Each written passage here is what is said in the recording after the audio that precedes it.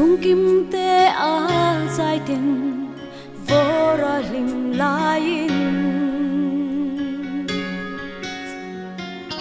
zo lo ral sha chuan in mo run chu nga phong khoa loi ti re parang vulai rồi nó chu cha lại căn bằng thế lâu ít sắc ruang môi đã rong vía lăng rần mát xe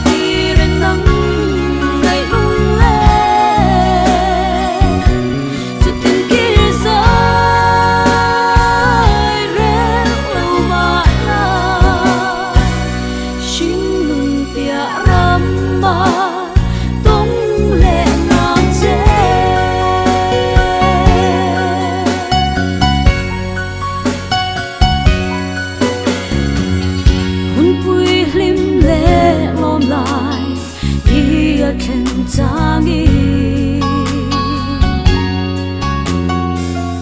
nang ngai a zuang chim nghe ye o chu itel lo chuan lim a kim zo lo chung nu du ong môi tu cần nói em sẽ luôn khi lẽ ra khắp tâm chân đi ra tổ mà là ít su lên tu lim kha dung te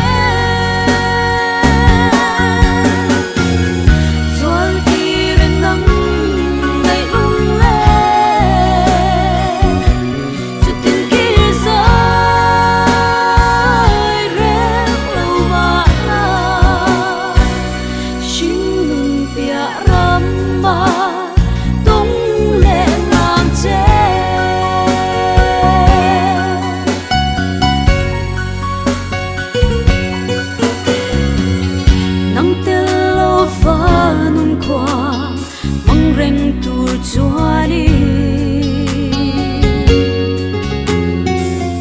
cần doang lu lâu xin say lên te hia mà ngày tu lơ pa chun lu yangi lung mai biết tui mi kya sakro cần nói em sẽ luôn khi lẽ ra khắp tâm chân đi ra tổ mà là ít su lên tu lim kha dung